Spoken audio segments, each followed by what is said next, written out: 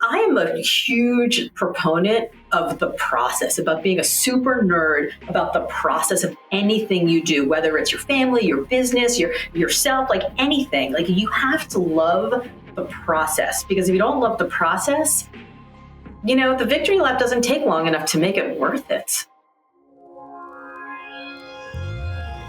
This is the Home of Health Span podcast, where we profile health and wellness role models, sharing their stories and the tools, practices, and routines they use to live a lively life.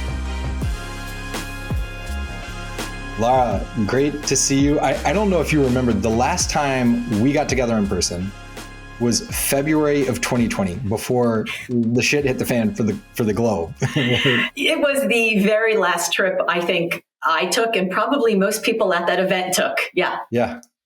It was a great event, and I'm glad we got it in before I was living in a condo for months on end. You had it much harder than I did, because you had a much younger child. I had teenagers who could, they knew how to turn on their Zoom. They knew how to go to school on their own. They could, make their own food. I felt badly for people who had younger kids.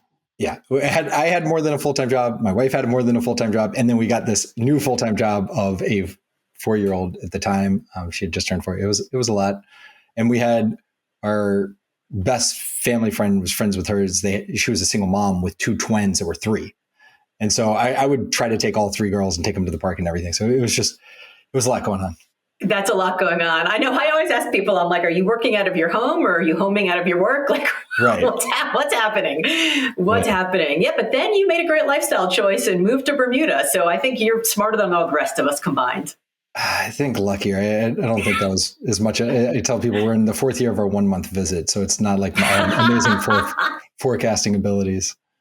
But we're here to talk about you, right? You are an author. You are a speaker. I think more than 1 million views on your TED Talk. You are a coach and an entrepreneur, and had the whole career around that. And a runner, is I understand you're training for the London Marathon now. And so it could be easy for people from the outside in to be like, oh, well, she just has everything, right? Like it's easy for her. But I know you've had some challenges along the way, and that's kind of helped make you who you are, and also I imagine inspire you to be that unlocker of human potential in others that it seems like you've kind of committed to and dedicated yourself to. Yeah, it actually might even be the other way around. I think I've always been somebody, like if I have a secret superpower, it's that I can see somebody's magic kind of often faster than they can see it themselves. And I can see it and reflect it back on them in ways that they can actually see it and maybe believe it for the first time ever and actually act upon it. And it's always been who I am. I am just a serial faller and lover with people. Like I just see them and I see their magic and I love them and I want them to have that greatest, best version of themselves. And so I went into a career in executive search. First I was in politics, then I was in executive search. So it tracks that I would always be somebody who wanted to see and help somebody get to their greatest potential. So of course now I'm in personal development and self-help as a speaker and an author. But I actually didn't run the first mile of my life until I turned 39 years old. So I'm a very late in life athlete. And after becoming an athlete, then I had this crazy autoimmune disease that forced me to go, oh, I better take some of my own medicine. I better figure out how I've helped all these other people for my whole life, because I need it right now, because I don't know if I got so sick in 2021. I didn't know if I was going to see 2022. So I had to sort of turn the lens back on myself and say, okay, sister, like, does any of your stuff really work, or is it just sort of nonsense? And I really had to go to school on pulling myself out from the very deepest, darkest part of the well. To the extent you're comfortable sharing, that's really where I want to dig in. What I find interesting for this conversation is so many of the people we talk to, they come at it fitness or nutrition, maybe even sleep first, right? And that 5th pillar of health, of social connection and purpose, is the one that's less natural. It's the one they have to say, hey, I came to later. I'm having to really deliberately craft around to get that in. Whereas you're the inverse, right? Like it sounds like from the beginning, that social connection, that purpose of eliciting and inspiring and empowering the best in others is just who you are, right? That is something that comes more naturally. And definitely seeing you on stage, I can see that. Can you provide an example, even back like in high school, like what that would look like? Well, in high school, it looked like me being absolutely obsessed with what was happening politically. I grew up in Miami and I was super obsessed with everything that was happening in politics. It was the time of sort of Reagan Republicanism. And I was in middle school at the time when there was the Iran hostage crisis. And I remember thinking, like, we are the greatest nation in the world. Why can't we get our hostages out of Iran? I don't understand what's happening. Like, why is this? And Jimmy Carter was running for re-election and Ronald Reagan was like the strong man, governor, very charismatic, great communicator. And then he won and the hostages were released. And I was like, oh, okay, magic, right? Leaders solve problems. I look back on it now and I'm like, okay, well, that was all a bunch of, timing and back, room dealing. Yeah. Like, I understand now what actually happened. But at the time I was like, oh, I'm going to do that. I'm going to run for office. I'm going to solve all the problems. And so somehow in my brain, when I was in middle school, I was like, I am going to become the first female Democratic senator from the great state of Florida, which, by the way, Florida's still not elected a female Democratic senator. So like, job's still available if anyone's interested. But I thought I was going to be the great problem solver. And that meant I was going to go to college. I was going to go to law school. In my brain, I was going to graduate with honors. I was going to be recruited to be a top prosecutor. I'd put the bad guys away. I'd get recruited to run for office. Of course, I'd win, right? I had this whole idea. And then I got to law school and I looked around on that very first day and I was like, I have made a huge mistake. I don't want to be here. I don't like any of these students. I don't look up to the professors. And that student that gets called on the very first day and gets asked question after question after question until he or she just collapses in a pile of tears? That was me. You're the lucky lady. Okay. I was the lucky lady. And so I did what a lot of, you want to talk about mindset, I did what a lot of young women do when they find themselves in particularly unhappy situations. I dated the world's worst boyfriend. So I joke around and I do this whole bit on stage and I'm like, the world's worst boyfriend had exceptional taste in precisely two things. The first being girlfriends, obviously, right? And the second being unknown presidential hopefuls from tiny southern states. And he was like, this guy's running for office. I want to go by his campaign office and pick up some paperwork. I'll give you a ride home. We're going to stop on the way. And I was like, great. We stop at the office and there in this tiny little strip mall in Gainesville, Florida, is this little black and white TV. And on the black and white TV, Governor Bill Clinton is talking about this idea of community service in exchange for college tuition. And I was like, that needs to happen. And that completely, fundamentally changed my thinking from I'm going to solve the problems to we can all solve problems together. And if we put the right people in the right places, then not only can we change our communities, we can change ourselves in the process. So I broke up with the boyfriend, I dropped out of law school, I joined the campaign, and in the biggest yada, yada, yada in storytelling history, I ended up in the White House helping to create the AmeriCorps National Service Program, in which more than 2 million young people have served. It's going to be 30 years old this fall. So amazing. It's always been a theme. And I think the career choices that I have made have underscored and reinforced those themes as well. That's amazing. I mean, that yada, yada, yada, right? Like 30 years, so much has happened intervening, but yeah, like working in the White House in that time, standing something like that up that for generations has an impact, not just on the people who go through it, but the people that they then impact, right? It is that virtuous cycle. It's generational changing. Absolutely. Yeah. And one of the things I'm proudest of in my career is that everything I've ever been part of still exists to this day. And, I know that you're an entrepreneur, you talk to a lot of entrepreneurs are listening. I think there's a huge difference between creating cathedrals, right? Which revolve just around us, which take a ton of our own energy to keep going all the time, every single day. You can't take a vacation from a cathedral, right? You can't have a founder transition from a cathedral. Or an institution, which is something that lives beyond you, lives without you, that you create roots, that it has its own wings. And I spent a lot of time thinking about the difference in cathedrals and institutions. And so the fact that I was part of this thing, I was 21 years old when I dropped out of law school and joined that campaign. The fact that it still exists is really exciting to me, but it also taught me very early on the difference between institutions and cathedrals. Yeah. And the staying power.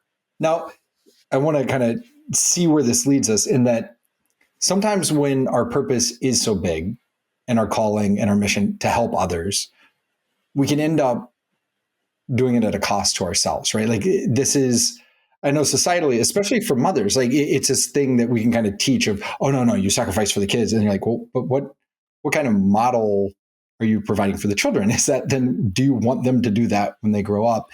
And someone who, beyond your family, this is your, I'm going to change the country, the state, the globe with everything I'm doing. Eventually it can take its toll. And it sounded like in 2021, some of that really kind of came to roost for you. Can you say a little more about that? Yeah, for sure. In 2021, I was diagnosed with an autoimmune disease that 800 people in the entirety of the United States have been diagnosed with. So back to lucky lady. Yeah, I mean, it's very funny. I joke around that I'm like a go big or go home kind of person. I don't do anything halfway. And apparently, when you get a disease that when you Google shows up on the National Institutes of Health rarediseases.org website, that's winning the lottery. So yeah, 800 people out of 330 million. And autoimmune is sort of this wild, wild west of medicine where they sort of dump all the things that they don't quite understand, right? They're like, that's an autoimmune disease.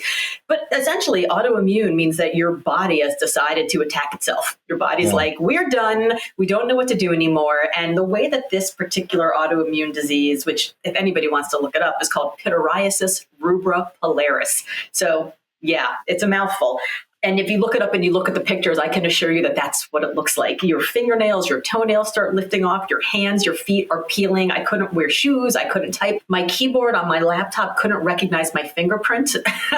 And you just break out from basically in a head to toe, orange, silvery, scaly rash. I was in the middle of doing the Hard 75 at the time. Because again, go big or go home, right? I went from being like about 18% body fat and weighing like 129 pounds with 6-pack abs to literally 6 weeks later being 145 pounds, not being able to wear any clothes. And just, I mean, you would not recognize me. Like I looked like a creature from the Black Lagoon. Like I looked like I'd walked out of Chernobyl. It was just, it was atrocious. And also you don't sleep, you're itchy everywhere. And so, one of the Geneva Conventions to keep prisoners of war from being tortured is that you have to let the prisoners of war sleep, right? Like one of the ways they torture prisoners is to take sleep away. Yeah. Sleep is the ultimate torture. Elixir. It's torture. Yeah. So fast forward to me. 3 months into this, having no idea what's going on, every doctor is like, oh, this also presents with a cough. We'll send you to a pulmonologist. Oh, it presents with a rash. We'll send you to a dermatologist. Oh, it presents with the weight gain. We'll send you to a GP to talk about your thyroid. Nobody was looking at my entire body. Yeah. And 32 blood tests, 4 biopsies, and 1 chest x-ray later, my dermatologist, my regular dermatologist, who has pulled a lot of skin cancery things out of my body, thank you, childhood in Miami, said, I saw this one really weird thing 25 years ago in medical school, and we've already given you every single test from lupus to rheumatoid arthritis to HIV. Like we have tried everything. There are no tests. Like we went to the regular stuff and then the scary stuff. And then there's like really scary stuff, like when you're going through tests. Yeah. And we're at the end of the list. Like there's no other test. So I saw this one thing in medical school. Would you mind if I did a punch biopsy? And I was like, lady, I am literally going to drive myself off the bridge on the way home. So you can do whatever you want to do. So she does the punch biopsy. She calls me 24 hours later and she'll be like, I'll be damned. I'll be damned. She's like, you of course, you. Quarter century later, you come across, yeah. Of course. So that woman saved my life. She saved my life because she figured out what it was. And then she said, let me send you to the specialist who gets all the quote unquote weird skin stuff. So she sent me to him. I walked into his office, stripped down naked. And for the first time, and at this point now 4 months, I had a doctor look at me and not go, interesting. Right? He looked at me, he's like, yep, that's PRP. Wow. And then he said, we have two options. We can either give you a self-administered biologic drug that you buy syringe, give to yourself every couple of weeks. It'll probably keep this just about the way it is. We're not really sure. We don't really know. Or we can do something much more aggressive. Go big or go home. Go big or go home. It's a failed chemotherapy drug. It's a biologic. You take it by IV. You do it at 2 weeks, 4 weeks, 6 weeks, and every 6 weeks until you're in remission. And there's a 40% chance of stroke and a 20% chance of death. And I was like, can I have the IV right now? Wow. 1 in 5. Yeah. Okay. Yeah. That is the state that I was in, where I was like, yeah, that sounds better than this. Yeah. I was laying awake all night long under the cover so I didn't disturb my husband, Googling my symptoms, right? And I was making lists of the videos that I would need to make for my children on those super important days that I was not going to be there for, graduation, marriage, first babies, all of those things, because this disease isn't life-threatening, but it is so quality of life-threatening that the suicide rate is pretty high. It's just, you can't live with it. Yeah. I mean, can we talk a little bit about that? Because I mean, you went from this best-selling author, globetrotter, speaking to huge crowds all over the world, to the world shutting down, having to rethink your entire business. Yes. And then getting hit with this kind of right back to back. In the middle of trying to help my eldest apply for colleges. So that's super fun. Not an emotional time at all. Yeah. Did you have any practices that did work? Because I mean, it is literally inhumane, right? Like Geneva Convention say, you can't deny someone's sleep, and you're not sleeping. Yeah. And I know personally, when I don't sleep, like everything seems worse. And if things are already starting off bad and everything's going to seem worse each time you sleep, like it can be this downward spiral. How did you manage to hold on as long as you did to get to that answer with PRP?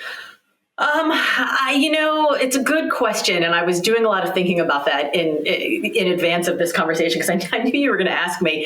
And I think in hindsight, I can point to things that I did, but I think in the moment, it's very difficult to sort of be there, especially when you haven't slept and you're completely illogical. And I was also in perimenopause during that point, right? So my hormones are like all over the place. I mean, it was like a perfect storm of everything. But I think a couple of things. I think there was a Facebook group for this disease. And I went to visit it when my sister found it, and I went to go visit it one day. And the pictures on there were, if I thought I was bad, they were even worse. If I thought I was helpless, these people were even more hopeless. I exited the group pretty quickly. I think one of my strategies was to not surround myself with people who were in a worse state and who had less privilege, frankly, and less agency than I did, because it was only worst case scenario.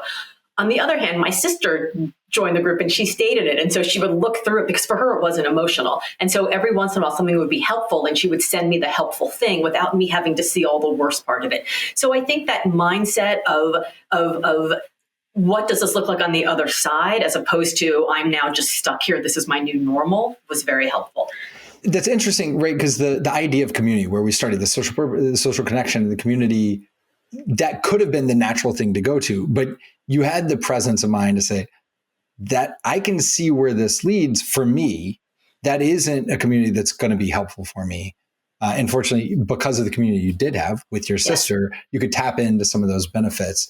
But back to, there's not this one size fits all of, fine, right, you're going to be fine. Yeah.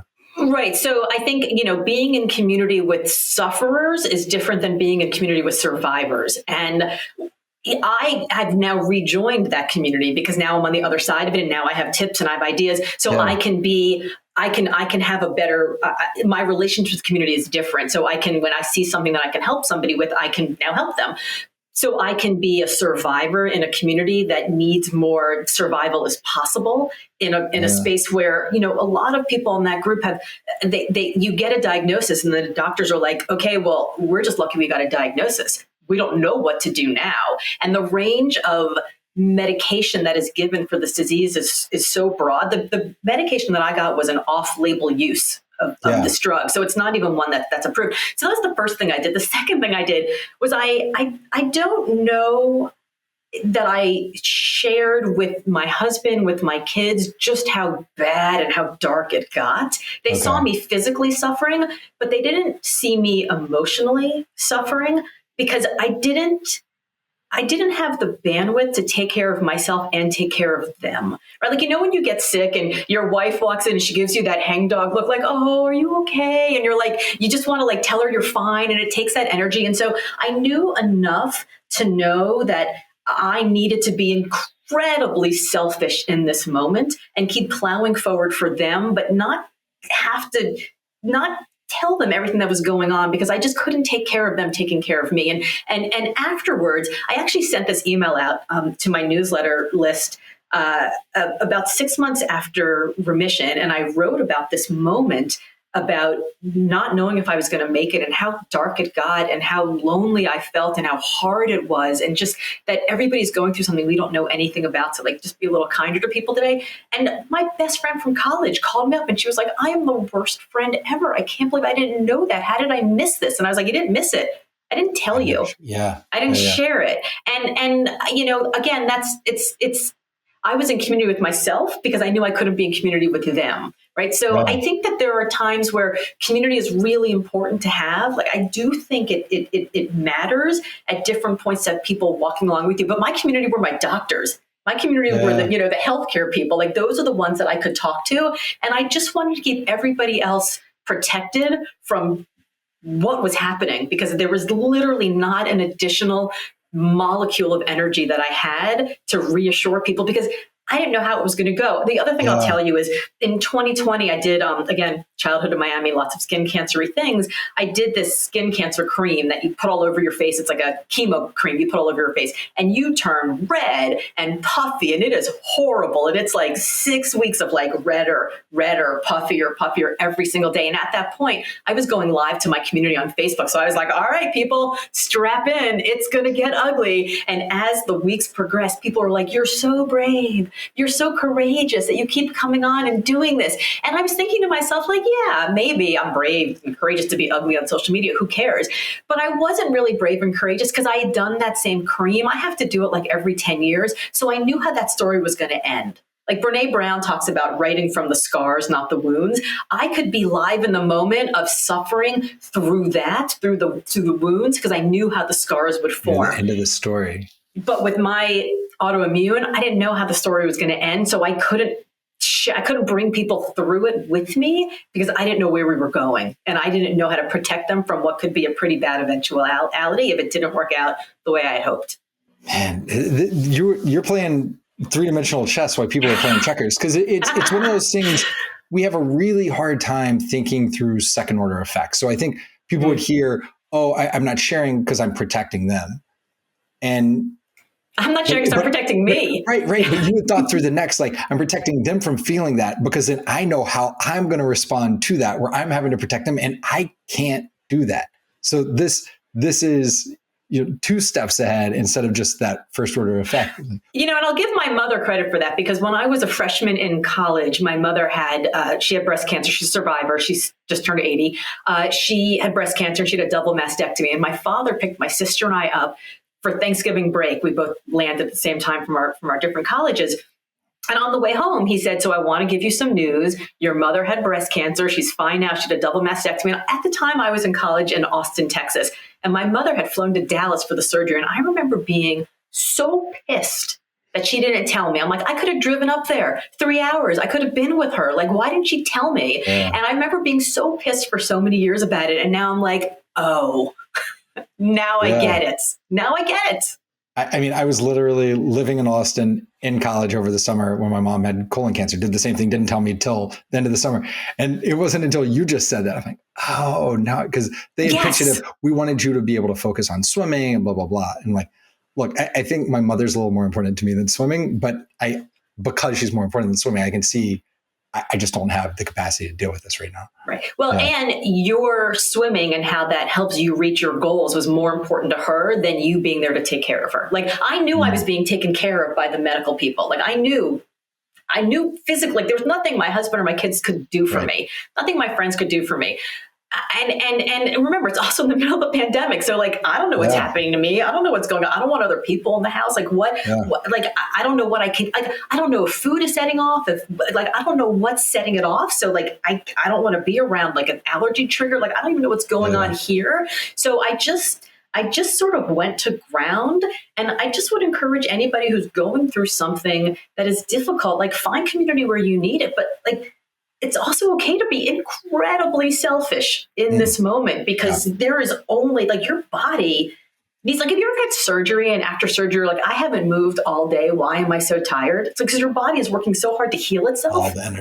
Like all the, like, you gotta, like, you'd be selfish about your energy. I mean, I'm selfish with my social energy now. I'm selfish with my physical energy. I am so selfish with my energy because it is a finite resource. It 100% is. And I mean, having gone through that, you probably see it and appreciate it even more. So the situation now, is it labeled as remission? Like what is the situation? I'm in remission for whatever remission means for a disease that 800 people have had. Right. And I don't even know how many have been through to remission, but I've been off the medication for a year and a half, knock on wood. You know, things are okay. But, you know, they don't know what caused it. They don't know if it could come back. If it comes back, I can't go on the same medication because you become allergic to it. So, oh my God. Okay. I don't know. You know, I'm just kind of, at the end of the day, we could all get hit by a bus tomorrow, right? At the end of the day, you could have a random crazy heart incident. At the end of the day, like, who knows? Like, what this did for me is it brought into stark relief the fact that every single one of us has an end point. Yeah. Some of us know it, right? Like, I have a friend who has MS and he's like, yeah, I've probably got about 6 to 9 years of life. Like, he knows. Like, his doctor's just like, live, right? If you get some bonus years, great.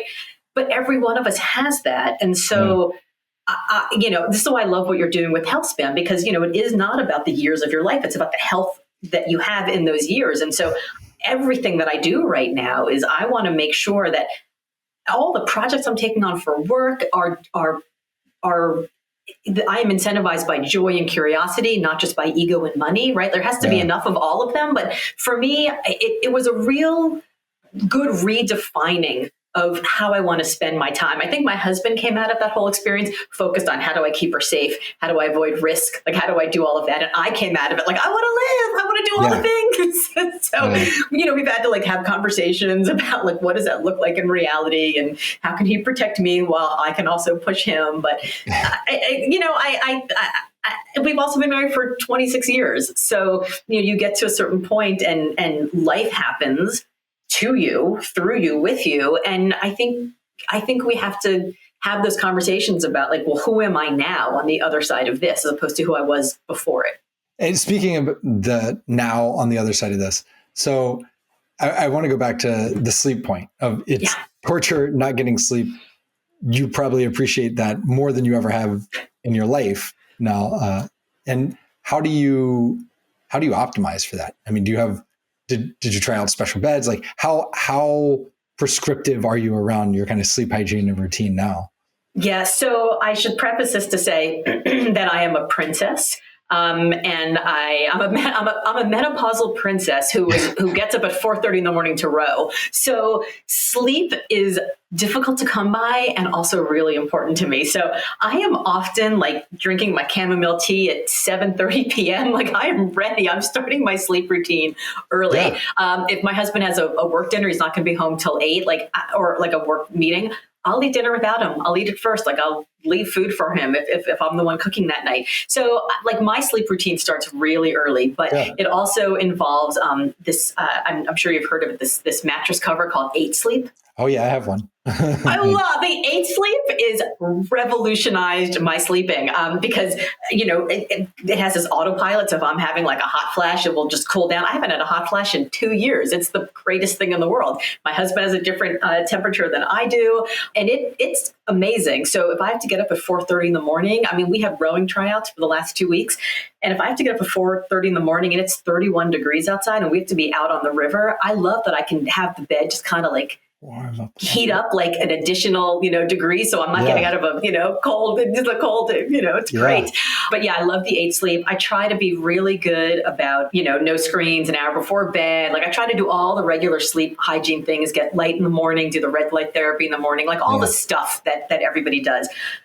But the other thing I do is I give myself some grace. So I know, like, if we've got a friend who has a big birthday party and I'm going to drink some alcohol, or if I'm having really spicy food or garlic or, scotch or something that's going to like heat me up, or it's going to be a late night, I know I'm going to have a crappy night of sleep. Fine. I just make sure I don't have 2 crappy nights in a row, right? So then I just try to, I travel, as you know, a ton for work. So if I'm going to be on a red eye, if I'm traveling overseas, the time zones are, insanity. So like if I am in California, I live in Boston. If I'm in California, I will meet people for like a 6 a.m. coffee if they want to. We'll go for a run together and have a meeting. And I don't take any dinner meetings, right? I just try to stay as close to East Coast as I can, but then Asia kills you.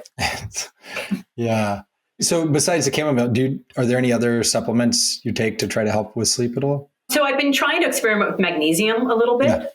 And I find that to be really helpful. I will say that if I wake up in the middle of the night, like if I just wake up and I can't fall back to sleep, like a little tiny micro dose of Xanax, like a little, like just a teeny, like a chip of a pill under your tongue, puts you right back to sleep. I have a prescription for 30 that I've had for like a year.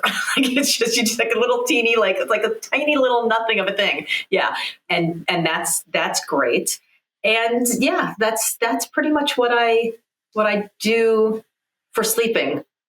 On the red light, do you have a special like red light panel, or is it bulbs that you buy that you use? What do you do there?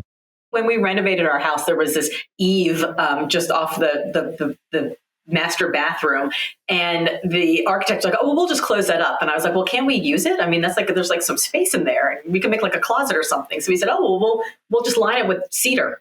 And I was like, well, a cedar closet. I'm like, why don't we just make a sauna? So he like outfitted with like, like a little wooden, cedar on the outside. We stuck a little heater in there. And then about a year ago, I bought one of those big red light panels that I just stuck in there. And so, so my morning routine is that I wake up at 4:30 in the morning. I'm at the boathouse at 5 because we're hands on the boat, walking the boats out onto the Charles River at 5:05 a.m. Yeah. We row from 5 until 7. I drive home from the boathouse. It's like 15 minutes.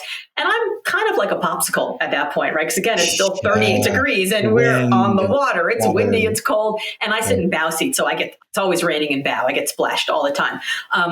So I'm wet and I'm cold, and I literally have the sauna on a timer so that when I get home, it's hot. And I walk into the house, I walk into the sauna, like fully kitted out with like my hat and my gloves and my reflective vest. And I just start stripping in the sauna under the red light for like 20 minutes while the bathtub is filling up. And then once the bathtub's filled, I get out of the sauna, I get in the bathtub, and I'm like, oh, warm. Like, that's my morning routine. So I've seen the sunrise. It's dark as could be when you get out to the river. You're getting into the boat, it's dark, and then you're hunk, swish, right? And you're rowing, and the sun is coming up, this beautiful red light over Boston.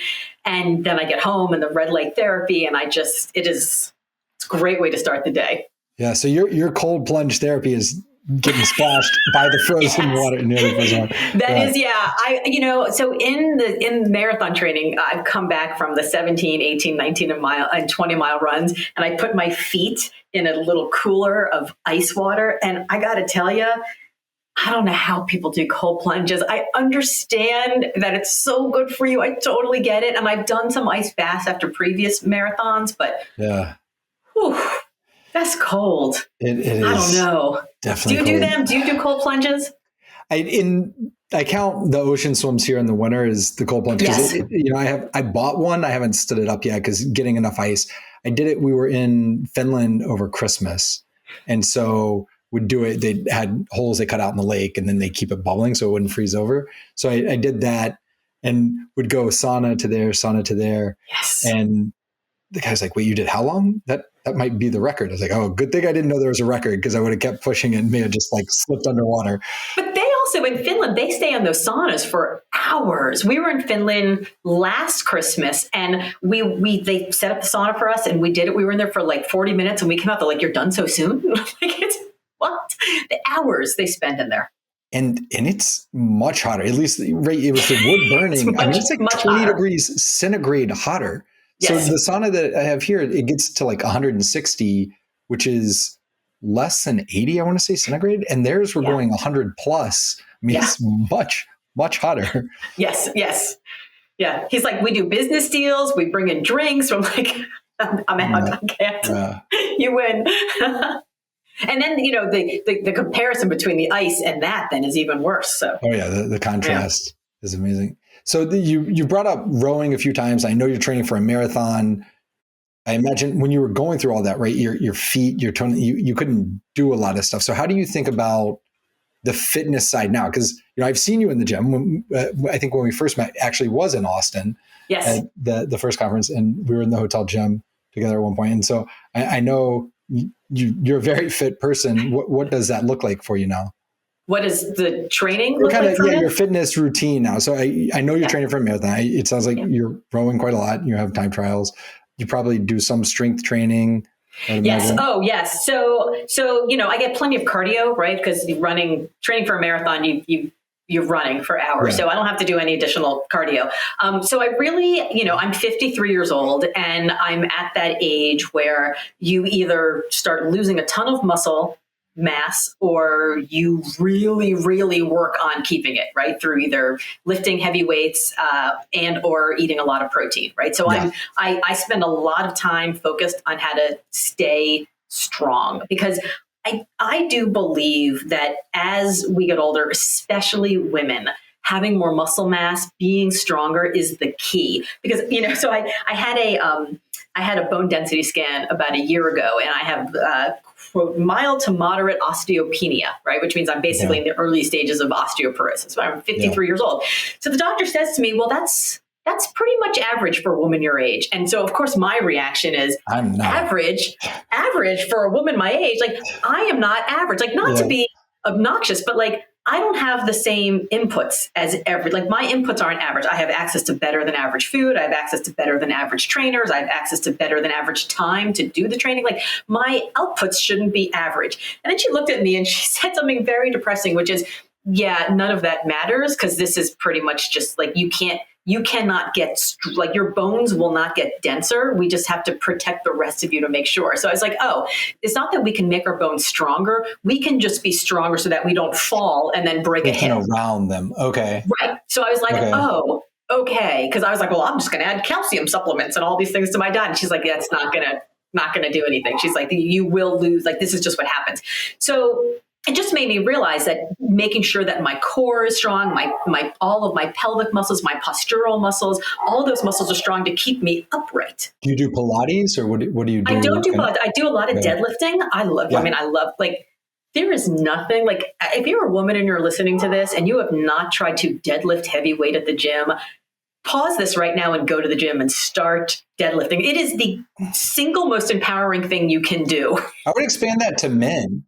I mean, I didn't start until my late 30s, even though I was an athlete, like for swimming, they never had us do it. And I think it's the single best exercise. It really is. So, I live near the Harvard Stadium. So I run the Harvard. I did it this morning. I run the Harvard Stadium every week. I'm rowing 3 times a week. I lift twice a week, and then I run once a week. I run long. So anybody who's training for a marathon is like, what? She runs only once a week. Like, you're supposed to run 3 to 4 times a week, but I don't, because that just hurts. I don't like it. It hurts my feet. It hurts my calves. So I'm rowing. I'm doing all the cardio. I've got plenty of that. And I'm also not running for time. I'm running I want to finish at a decent time, but I'm not trying to break records. So, I think it's about finding the right balance of what you like and what feels good in your body, and not doing anything to the point that you feel like it's punishing you. Yeah, but, I mean, this is a point I try to bring up to people a lot, right? The higher the dopamine hit, the bigger the fall off, and the more prolonged, right? Yes. And so if you're someone that you're saying, I'm running to go get this time, or to go complete this marathon, I'm training for this specific marathon, this is what I'm going to do, versus the person that says, no, I really like getting up at 4:30 and rowing with this group of friends and seeing the sunrise and the whole process, then the day after the marathon, who's more likely to get up and lace those shoes up again? Yeah. It's the person that enjoys the process. Otherwise, you had this huge spike and you fall off and you're like, maybe I'll get back to it later. It's a real danger, I think. It's a real danger. And I think with anything, growing a family, growing a business, growing your own health journey, it's a journey, right? It's a whole journey. So the moment that you're victorious is so short. So I know this woman, Allison Levine, who she was the first. She captained the first all women's expedition up Everest, and she was telling me the story about like they were 250 feet away from the top, which is 29,029 feet. So she's 250 feet away from the very top. Horrible weather comes in and she has to make a decision as the captain whether or not she keeps going, potentially risking her own life and the life of everybody in her party, or she turns around. And she had to make the heartbreaking decision 250 feet from the top after weeks of going up to base camp, back down, up and back down, the way that you do it. She had to make the heartbreaking decision to turn around and go back down. And she was never going to go up again. And then a friend of hers who she hiked with a lot died of cancer. And so they were doing a memorial for her and she decided to go back up Everest. And she got to the top and I was like, Allison, I'm like, did you guys have a party up there? Like, did you tell stories about your friend? Was it amazing? Like, how long did you spend up there? And she was like, what? She was like, no, I got to the top. I got out my sign with her name on it. I took a selfie, I put it in and we went back down. You can't spend any time up there. You die. You have to you don't want to waste your oxygen. What are you talking about? Your brain is dying every second you're there, right? Yeah. So like even people who climb Everest, the journey, the training for years, the weeks to get up there, right? And you spend seconds at the top. Like there's a study that says that Olympians who win bronze are happier than Olympians who win silver because the gold medalists are happy. The bronze medalists are like, thank God I made it. Like, thank God I medaled. And the silver ones are like, oh, I came so close. Just missed it. Yeah. Just missed it, right? So they have to live with that forever. So I am a huge proponent of the process, about being a super nerd about the process of anything you do, whether it's your family, your business, your yourself, like anything. Like you have to love the process because if you don't love the process, the victory lap doesn't take long enough to make it worth it. Yeah. On the process and kind of tracking through on the process. I know the 8 Sleep captures a bunch of data. It looks like, are you wearing a Whoop? So do you track, is that how you kind of track I do recovery and what you need? I've worn this Whoop for I think since 2017. I'm wearing it for 7 years at this point. And I love it because I think our brains will lie to us all the time. Like you wake up in the morning, you're a little tired. Maybe you've got some bad allergies and you're like, oh, I feel terrible. Today's not a day. I'm not working out. It's like, you know what? Get up, sniff your Flonase and get the hell out the door because your recovery says 89%. So go make hay while the sun shines. So I really do. And here, so the idea behind the Whoop is this. You should do, as you should do exercise that correlates to your recovery. So you only want to work as hard as your body is prepared to work, right? So the workout that you do on a Monday should follow the recovery that you gave yourself from everything you did on Sunday. So you wake up on Monday, recovered enough to do, let's choose an exercise. Now, as I mentioned, I row on a team. So Monday, Wednesday, Friday, I got to be at the boathouse at 5 a.m., whether my recovery is 98% or 8%. So what it's done for me is actually the opposite. And I've said to myself, if I've got to be recovered for a regatta on a Saturday, if I've got to be recovered for a marathon on Sunday, I better make sure that everything I'm doing the days leading up to it give me a good recovery. So I know, don't drink any alcohol, make sure you get better sleep, drink a whole lot of water, don't eat late at night, like all the things I'm supposed to do. So it's actually forced me to make my habits better because I can't change my athletic schedule because those are fixed date activities. Yeah. So it's forced me to sort of do the opposite and not get up and go, okay, what should I do today based on my recovery? But I better make sure I have a good recovery for that event. I mean, it's very similar to your approach with sleep, where it's like the nighttime routine doesn't start with that 7:30 chamomile tea. It starts with the red light in the morning and getting that sunlight and everything and saying, hey, let me set myself up for success on this thing I'm prioritizing. It's like having a dinner party. You're like, if you want all the food to be on the table hot at 7 p.m., you got to put things in the oven at different, but you got to work back. Yeah. So I work backwards with everything. Yeah. And on that, I mean, you touched on it a little bit, but the need to up the protein intake, right? To build the muscle mass and the strength to protect that bone density. going forward. So how do you think about nutrition, right? Someone that had gone through, had six pack abs, this to, wow, this attacked my body, to I'm on the other side. Now I'm training like a beast again. Like what does nutrition look like to you?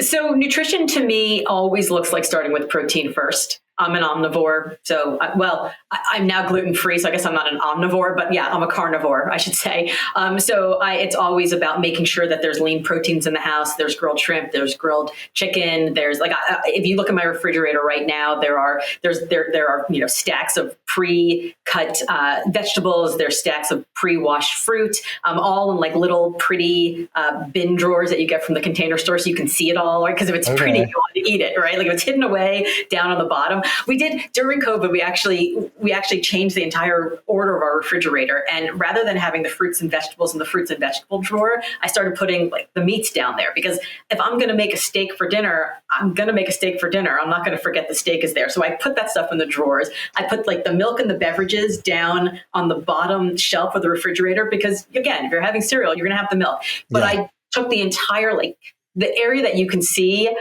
eye level when you open it up is just fruits and vegetables and hummus and like all the healthy foods that you don't think of first. So it's so pretty. It makes you want to eat it, right? So it's all there. So, there's always pre-prepared lean proteins. There's always lots of good, sauces and spices and things to make everything. I always have fresh basil, fresh cilantro, because you put that on anything and it just tastes better. So for me, again, it is starting from the end result and working my way backwards. So if I know, for example, if I need to row lightweight rowing and I weigh 132 pounds right now and I have to weigh 129.9 or less, or the boat doesn't go, I don't want to lose any muscle for the race, but I need to lose some of the fat and some of the water. So then I just go very lean carbs, right? Very, a whole lot more protein. So I just try to think about what I want the end result to be. But I did mention that I just went gluten-free, so I should talk about that. After the autoimmune, for the last year and a half, I've had like 10 pounds of inflammation that I wake up in the morning and my ankles are stiff, my hands are stiff. I don't have any rheumatoid arthritis issues, but I was kind of roomy for somebody who didn't have any rheumatoid stuff.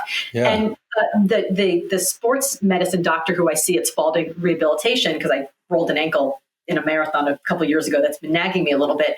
She's in her late 60s and she's so fit. And she said to me when she was ultrasounding my ankle, she was like, you got a lot of inflammation for somebody who's not roomy. I went, just not for nothing, but I went gluten-free like 6 months ago and it totally changed my life. And I was like, whatever, gluten-free. I don't have a gluten allergy. I don't have a gluten sensitivity. I'm not celiac. It's not going to work. And then about 3 weeks ago, I said, you know what? Maybe I should just try it. And so I went gluten-free, and within 3 days, I would get up in the morning and not have any stiffness in my ankles when I walked to the bathroom. Within a week, I had lost 6 pounds. It's now been 3 weeks. I'm like 8 pounds down. I feel amazing. I have tons of energy. I'm not achy. I'm not stiff. I can see my cheekbones again. Like, I think inflammation, it is just the root of so much of our, not just chronic disease, but also our like daily exhaustion and just friction, right? Yeah. So if you could get rid of if you feel like your body is like kind of like stuck and gluey, right? Like it is like that's inflammation. So how do you get rid of it? For me, dropping gluten has been amazing. And I won't stay gluten-free forever, but I think if my body was at a 10 for inflammation, again, autoimmune is all inflammation. If I'm at a 10 for inflammation, I can bring it down to a 2 or 3, then I can have some gluten. It pops up to a 10, it deals with it, it comes back down to a 3. So why not treat it like I would treat alcohol or sugar or anything else? It's just like another poison that we put in ours. You don't have to not have it, but you have it in moderation. Yeah, it's a dial you can turn of saying, hey, I know when this becomes a problem, I now know the knob to turn and what to deal with. And I think it's so interesting because every one of our bodies is completely different. So somebody will say, I feel amazing when I eat paleo. Somebody will say, I feel amazing when I eat vegan, right? Everybody's body is totally different. And I think, and at every age and at every life stage, I think our bodies are a little different and they need different things. And I think they change. So I think always listening to our bodies, like you could listen to whatever the new fad diet is and you can try it. And if it feels like, I said I was doing the hard 75, right? I was halfway through it and I was like, okay, so I got to stick to a diet of my choosing. I have to work out twice a day and one of those has to be outside. I have to read 10 minutes a day. I have to have a gallon of water, but you can't have sparkling water. You dork, you're tougher than that. Just have regular water. Like some of those rules are kind of random. And so I decided that if I was going to do it again, I would just do like the LGO 75. Like I would figure out what worked for me, what made my body feel good, and then just stick to that for 75 days. So maybe it is no alcohol. Maybe it is reading. Maybe it is working out outside. I don't know. Maybe it's cold plunges. Everybody's body is different. Yeah. And I think just every once in a while, you don't drive your car for 50 years and not take it for an oil change. Like I think we need to, get a tune up every once in a while. Yeah. I mean, we have those seasons of life too, right? Things change. Do you, because we started on the protein, do you supplement protein at all or do you get enough in your diet? No, I supplement. So usually on the way from the boathouse garage into the sauna, I throw a protein shake in and I take that into the sauna with me. What's your go-to? I'm kind of lazy. I actually use the Beachbody Shakeology because I just have like 10 cases of them in my house because I did a keynote for them. So I usually have that and I throw some athletic greens in there. I throw a little colostrum in and then I put a couple scoops of Bulletproof collagen protein in it as collagen. No, the collagen protein, and then I throw an LMNT in there, so it's like a nice salty, like the unflavored LMNT. So it's just salty. So it's like this salty. So it's like a salty, yummy vanilla or chocolate shake in the morning. Okay. Yeah. I may have to try that because I do mostly the flavored LMNTs. Oh, no. The unflavored are just salty. So if you put them in like a chocolate shake or a vanilla shake, suddenly it's like salted chocolate. Salted chocolate. Yummy. Yeah, it's really good. And then I'll throw an avocado in there sometimes to make it creamier. But my husband makes some and he's puts spinach and berries. All his stuff is all real food, but mine is usually just a bunch of powders. And that's sort of just the beginning of the day. Yeah. Okay. Are there any other supplements you take? Yeah. I mean, I take turmeric. I take this thing called Enlight because I have that MTHFR gene that makes it hard to folate iron. I take omega-3s. I take some digestive enzymes. But I'm doing all that because about 6 months ago, I was tested for a bunch of stuff and I had some mercury levels and a little mold. I had some levels of stuff in me that was sort of weird. And I'm going to get retested again in a month. I think we should get tested every 6 months, every year. You should, because everyone's oh, you should take this supplement and that supplement. It's how do you know? You can't see a vitamin B12 deficiency when you look at somebody. If somebody looks at you and it's you need a vitamin D supplement. How do you know? We don't know. So, and then how do all the supplements work with each other? And I think, there are grown adults who have studied these things, who understand them better than Dr. Google. Yeah. And so I just feel really strongly that the investment that we should be making in ourselves is in longevity. And part of that is making sure that all the things that are operating inside that we can't see are getting the things that they need. Because I don't want to look back in 10 years of sitting in a doctor's office with the guy sitting there with the clipboard looking at me going, oh yeah, well, you've had this thing. It's probably been going on for 10 years. And it's something that I could be working on now. Yeah. I mean, I think it brings the point of younger, right? Getting those baselines so that when they're off, because you can get tested and you're average at 32, but you actually at 22 were exceptional and say, well, what happened in those intervening? I shouldn't be here at 32. My baseline is actually different than average. Something is not right here. Well, that's what I said to this doctor about the osteopenia. I was I'm like, what do we do? She's like, well, we just check it again in a few years. And I'm like, why? To find out that I'm in full-blown osteoporosis? I'm not okay with that answer. What? And she was like, okay, settle down. She's like, for other things, yes. She's like, for this is what this is. So I was just like, I'm not average. Yeah, but I think there is the reasonable man kind of takes the world as it is, but the unreasonable says, no, I'm going to make the world how I want it to be. And so anybody listening to this, if you want to be a scientist and figure out how you can change that, I think that's probably a thing, maybe not in the next 10 years, who knows how long it'll be, that we may not just have to take as a given, but we'll see. I think that we are not good enough as a population of people at advocating for our own health. We're just not. I mean, think about me. Like, if I had been like, oh, okay, the pulmonologist will look at the cough and the dermatologist will look at the rash. And if I hadn't made myself a pain in the ass, and obviously, like, I have good health insurance, like, again, coming from a lot of privilege, but I made myself such a pain in the ass that they had to keep testing. They had to keep trying to find something instead of just saying, we don't know, try this oatmeal cream. Here's some steroids, right? Like, they could have just passed me off. And in that Facebook group of people who have had my autoimmune disease, there is so much resignation. This is just the way it's going to be. I was DMing with a friend on social media the other day, and she had posted some like vague book post about how, like, pray for me, I have some health things going on. So I was just like, how are you doing, by the way? And she's like, well, you know, I'm supposed to have this colonoscopy in late May because my doctor found a thing. And, you know, this is like February when I'm texting with her. And I was like, late May? She found a thing? Late May? I'm like, she's like, yeah, but, you know, she wants to biopsy it. So, like, she wants, like, it's a special thing. And I was like, okay, first of all, if she wants, the word biopsy has entered the conversation, you should not be waiting 4 months. Second of all, this is a regular, common, everyday thing. And she's in her 30s. She's like, I didn't know. It's like, you need to get on the phone with her tomorrow. And even if you have to, say, like, you have a family history, like something that you can tell the insurance company to get you in there sooner. But people wait around for months and months and months because they're afraid to be a pain. They're afraid to bother anybody. And that while they're waiting around, their cancer is spreading. It's like, we have to, you know, I know one of the things that you talk to people about on this podcast is how we can really invest in our own health span. And one of the ways to do it is to absolutely just be the biggest advocate for yourself that you can be. Like, demand that you are seen when there is something wrong, right? Take care of yourself.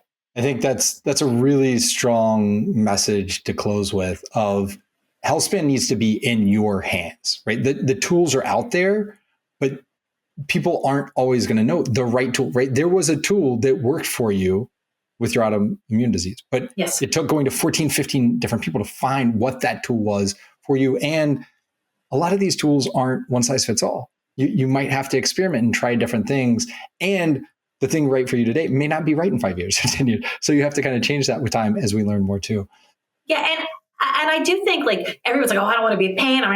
But the truth is, on the other side of this, what I can tell you is that every doctor I saw is like, this is amazing. I'm going to write a paper about you. How cool. I love this. Like, they actually, like, in the moment, they're stressed because they have a billion other patients to see. Yeah. But, you know, everyone's like, how come jerks live forever and nice people, like, bad things happen to nice people? Because the jerks put themselves in front of the top, they push them. So on the other side of it, the doctors think it's pretty cool that they figured it out. They're pretty happy about it. Fantastic. Now, speaking on the other side of it, before we say goodbye, I think we do have to talk about Wonder Hell, because I think your paperback is coming out soon. Speaking of the other side, right? Like, why do we get everything we want and we get to the other side and it's not what we imagined it would be?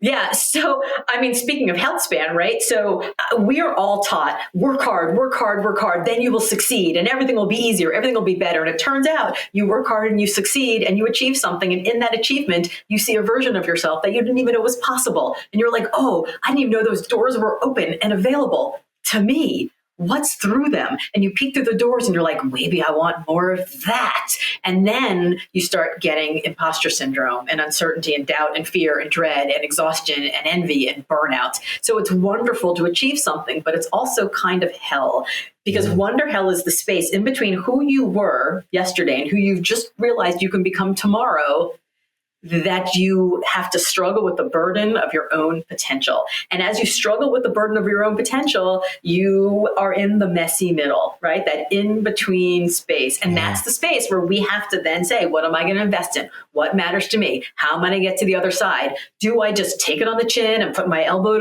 to the wheel and my shoulder to the grindstone and just keep working harder at the risk of my health and my energy and my relationships and all of that? Or do I say, oh, actually, all the tsunami of emotions that are coming at me, the difficulty and all of that, it's not a limitation. It's actually an invitation. This is the world telling me that I'm actually on the right track. And if we change the way we interpret all of the stress and uncertainty from bad news to good news, it actually allows us to spend a little more time being uncomfortable in that space of discomfort where all of the goodness and the growth happens. So for me, like, I love this conversation around health span, because you can either be really stressed and be pumping cortisol into your body the whole time when you're in this messy middle, or you can say, this is amazing. How exciting. Serotonin. Woo, amazing. Yeah. Like, this is great. I'm here. I didn't even know if I'd be here. Yeah, we get to frame the story, right? The facts are what they are, and then we get to craft that narrative around it. And yes. You crafted an amazing narrative with Wonder Health. So highly recommend it. Pick it up. Anybody listening, if you haven't already read it. Laura, this has been amazing. Thank you for giving me so much of your time, and our listeners. To find you, your website, Laura Gassner Otting, we'll put it all in the show notes.com. Anything else you want to share with the listeners before we sign off? Just that, as you know, my name is Laura Gassner Otting. All my friends call me LGO. So I'm at Hey LGO, HEY LGO on all the socials. So yeah, come find me, and love to have a conversation about any and all of this. And if you know how to deal with osteopenia, definitely come on. Yes, please put comments in, share what you know. All right. Thank you. Thank you. Thank you for joining us on today's episode of the Home of HealthSpan podcast.